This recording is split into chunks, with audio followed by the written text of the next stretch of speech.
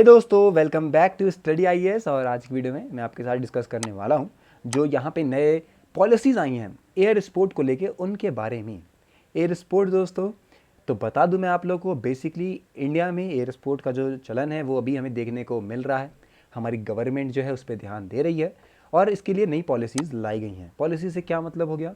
Policies से दोस्तों ये मतलब हो गया कि जो रूल्स वगैरह हैं, रेगुलेशंस हैं, या फिर किन बातों का ध्यान रखना है आपको एयर स्पोर्ट करते वक्त, अगर आप खेल रहे हैं तब, तो ये सब आपको पता ही होना चाहिए। तो दोस्तों, आज की वीडियो में हम लोग इन्हीं सब के बारे में डिस्कस करने वाले हैं कि क्या है ये, क्या नहीं है। ओके, इंटरेस्टिंग वीडियो रहेगी, आप लोग को काफ़ी कुछ नया भी समझ में आएगा। अब देखिए, अनअकैडमी पे नए बैचेस स्टार्ट हैं सभी अपकमिंग ईयर के लिए, और इस बार जो आप कह सकते हैं परफॉर्मेंस है दोस्तों, ये भी हमें अच्छी देखने को मिली है। 15 जून से जो है नए बैचेस स्टार्ट हो जाएंगे। स्टडी आईएएस कोड यूज़ करके आप लोग बेनिफिट ले पाएंगे, जो भी डिस्काउंट वगैरह हैं उनके। 0% की EMI भी अवेलेबल है। आप लोगों के लिए डेडिकेटेड डाउट सॉल्विंग सेशन है, और मेंस का जो मेंटरशिप प्रोग्राम है दोस्तों, उसका बेनिफिट ले पाएंगे 2022 वाले बच्चे जो कि एग्ज़ाम देने वाले हैं। इसको स्कैन कीजिए और एनरोल कीजिए खुद को। अब देखिए दोस्तों, जो यूनियन मिनिस्ट्री है सिविल एविएशन की, उन्होंने 7 जून को यहाँ पे रिलीज़ करी हैं नई policy on air sports in India. जो सिविल एविएशन मिनिस्टर हैं जी, ओके, ज्योतिर्य आदित्य, ओके, इन्होंने कहा है कि जो इंडस्ट्री है, आप कह सकते हैं ये काफ़ी लैग कर रही थी। ओके, अब इसके बाद उसका जो आर्किटेक्चर है उसे प्रपल किया जाएगा और आगे। उसके साथ साथ उन्होंने कहा कि ये एम है इन पॉलिसीज़ का कि हम लोग कैसे ऑर्गेनाइज कर सकते हैं प्रीवियसली जो अनरेगुलेटेड सेक्टर चल रहे थे उनको।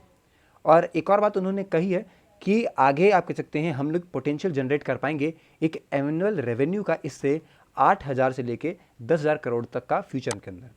तो आपको बता दूं कि थोड़ा बहुत अब इधर भी ध्यान दिया जा रहा है, एयर स्पोर्ट पे भी ध्यान दिया जा रहा है, क्योंकि काफ़ी अंडर रेटेड रहा है इंडिया में दोस्तों। लोगों को पता भी नहीं होगा कि कुछ ऐसा है, पर हाँ अभी पॉलिसीज़ आ गई हैं, तो इसके बारे में बताता हूँ मैं आपको क्या है ये, क्या नहीं है। कैसे क्लासीफाई करा गया है एयर स्पोर्ट्स को? तो नेशनल एयर स्पोर्ट पॉलिसी 2022 के हिसाब से 11 गेम आए हैं इस कैटेगरी के अंदर। अब ये कौन से हैं? तो aerobatics, aero modelling, rocketry, ballooning, amateur built experimental aircraft, drones, gliding and power gliding, hand gliding, power hand gliding, parachuting, paragliding, paramotoring, powered aircraft और रोटर एयरक्राफ्ट। ये सब आप कह सकते हैं अभी तक जो हैं वो 11 जो स्पोर्ट्स हैं वो इसके अंदर आते हैं, इस एयर स्पोर्ट की कैटेगरी में आते हैं। इंडिया में दोस्तों स्मॉल साइज़ की इंडस्ट्री हैं जिनका वर्थ जो है लगभग अभी का 80 करोड़ बताया जा रहा है, और 5,000 यहाँ पे प्रैक्टिशनरी हमें देखने को मिलते हैं। इस टाइम की करंट कंडीशन जो है वो है, ये आप लोग ध्यान रखिएगा। ग्लोबली दोस्तों जो यहाँ पे फेडरेशन है, ओके, FAI, उसका हेडक्वार्टर आप कह सकते हैं स्विट्ज़रलैंड के अंदर है। वो गवर्न बॉडी है एयर स्पोर्ट के लिए, और उसने ही अपने स्टैंडर्ड आप कह सकते हैं लाए हैं, ऑर्गेनाइज करवाती है वो इवेंट्स को। ओवर 100 मेंबर्स जो हैं उसके, उनके हिसाब से किस तरीके से यहाँ जो पॉलिसी है इसे प्रपोज किया गया है। NASP 2022 का ये एम है कि हम लोग क्रिएट कर सकें एक ऐसा स्ट्रक्चर जो कि हेल्प करेगा और प्रमोट करेगा हमारे जो कंट्री का एयर स्पोर्ट सेक्टर है उसको सेफ बनाएगा, अफोर्डेबल बनाएगा, एक्सेसिबल बनाएगा, एन्जॉयबल और सस्टेनेबल बनाने वाला है। इसके अंदर इंक्लूडेड है दोस्तों सेफ्टी मैंडेट्स, पेनल्टीज़, अगर किसी ने नॉर्म्स को आप कह सकते हैं वॉयलेट करता है तो पेनल्टीज़ भी हैं। विज़न जो है दोस्तों वो ये है कि हम लोग कैसे इंडिया को बना सकते हैं one of the top air sport nation by 2030 तक। तो 2030 तक दोस्तों भारत देश में आप लोग को एयर स्पोर्ट की एक अलग ही जो है नज़रिया है वो देखने को मिलेगा, एक अलग ही जो आप कह सकते हैं हालत है वो अभी देखने को मिलेगी 2030 तक। यहाँ बता दूं कि उन्होंने ये भी बोला कि हम लोग यहाँ पे जनरेट करने वाले हैं इसके अंदर 1 लाख जॉब एनुअली, जो कि यहाँ पे 100 गुना ज़्यादा रेवेन्यू देने वाला है। जो फर्स्ट ड्राफ्ट है दोस्तों पॉलिसी का, ये आपको देखने को मिलेगा जब आप कह सकते हैं जनवरी 1 2022 को। और कम्युनिटी ने दोस्तों ये इंक्लूड करा है इसके अंदर जितने भी आर्मीड ऑफिशियल्स हैं वो, मेंबर्स दोस्तों हैं NCC के वो, और एक्सपर्ट्स को इन सभी के अंदर इंक्लूड करा गया था कमेटी में, जिसने आप कह सकते हैं जो ड्राफ्ट पॉलिसी थी इसको दिखाया था। जो पॉलिसी दोस्तों air sports federation of India, वो जो एक ऑटोनोमस बॉडी है पूरी तरीके से, और ये आती है मिनिस्ट्री ऑफ सिविल एविएशन के अंदर, जो कि एपेक्स गवर्निंग बॉडी है हमारी।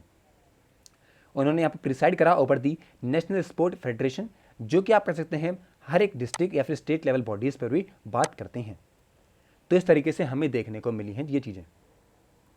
क्या इंपैक्ट पड़ेगा दोस्तों पॉलिसी का, या फिर क्या हम एक्सपेक्ट कर सकते हैं? तो यूनियन गवर्नमेंट ये बिलीव मानती है, ये भरोसा है उसका कि इंडिया जो है वो डेमोग्राफिक डिविडेंड है, और जो काफ़ी यंग पॉपुलेशन है, साथ ही साथ जो फेवरेबल क्लाइमेट कंडीशन है दोस्तों, वो काफ़ी लिवरेज कर रही है भारत में। टॉप डेस्टिनेशन जो है दोस्तों, वो एयर स्पोर्ट के लिए बहुत अच्छी बनती जा रही हैं। टूरिज्म जो है दोस्तों, डेवलपमेंट जो है वहाँ पे सपोर्ट करेगा उसके इंफ्रास्ट्रक्चर को, और इवेंचुअली जो मैन्युफैक्चरिंग है स्पोर्टिंग गुड्स की, वो भी यूज़ किए जाएंगे एयर स्पोर्ट्स में, जिससे कि कहीं ना कहीं इकोनॉमिक मल्टीप्लायर जो है वो इफेक्ट हमें देखने को मिलेगा ही मिलेगा। और ये बहुत नॉर्मल सी बात है, ऐसा ही होगा। अगर किसी एक सेक्टर में आप कह सकते हैं हम लोग दबाव डालते हैं या फिर हम लोग उसे पुश करना चाहते हैं, तो ऑटोमेटिकली वो काफ़ी सारे सेक्टर्स को कवर करता है। तो इसी तरीके से एयर स्पोर्ट की पॉलिसीज़ ना ही केवल एयर स्पोर्ट को प्रमोट करेंगी, पर उसके साथ साथ टूरिज्म, लोगों को नॉलेज, उसके साथ साथ यहाँ पे लोगों को और ज़्यादा इंकरेज करा जाएगा, तो बहुत जगहों पे यहाँ पे मदद भी मिलने वाली है। इसे दोस्तों जो प्राइवेट सेक्टर के लीड इनिशिएटिव हैं वो भी यहाँ पे आप कह सकते हैं आएंगे, और वो काफ़ी सालों से जो चाहते थे कि वो कर सकें, अब इस फील्ड में घुसेंगे और बेहतर कर पाएंगे। ये दोस्तों इसके अंदर जो है काफ़ी सारे रिस्क एसोसिएटेड हैं एयर स्पोर्ट के साथ। सेफ्टी जो है उसे मेंटेन किया जाएगा, क्योंकि कोऑर्डिनेशन दोस्तों यहाँ रहेगा एयर ट्रैफिक कंट्रोल डिपार्टमेंट के साथ, जो कि क्रिएट करेगा एक सेग्रीगेटेड एयर स्पेस कुछ यहाँ पे एयर कॉरिडोर्स के लिए एक्सक्लूसिवली फॉर एयर स्पोर्ट्स। मतलब कि कुछ जगह बनाई जाएंगी जहाँ पे आप लोग एयर स्पोर्ट्स कर सकते हैं। जैसे प्लेग्राउंड होते हैं वैसे ही वहाँ पे एयर स्पेस होगा, जहाँ पे नॉर्मली आप लोग जाके अपना जो भी गेम है उसे खेल पाएंगे। ओके दोस्तों, तो आई होप कि आपको जो चीज़ें हैं वो अब समझ में आई होंगी कि आखिर ये क्या है क्या नहीं है। अगर अभी आपके कोई डाउट है तो उसको ज़रूर क्लियर कीजिए मुझसे। मिलते हैं नेक्स्ट वीडियो में, तब तक के लिए have a nice day and take care.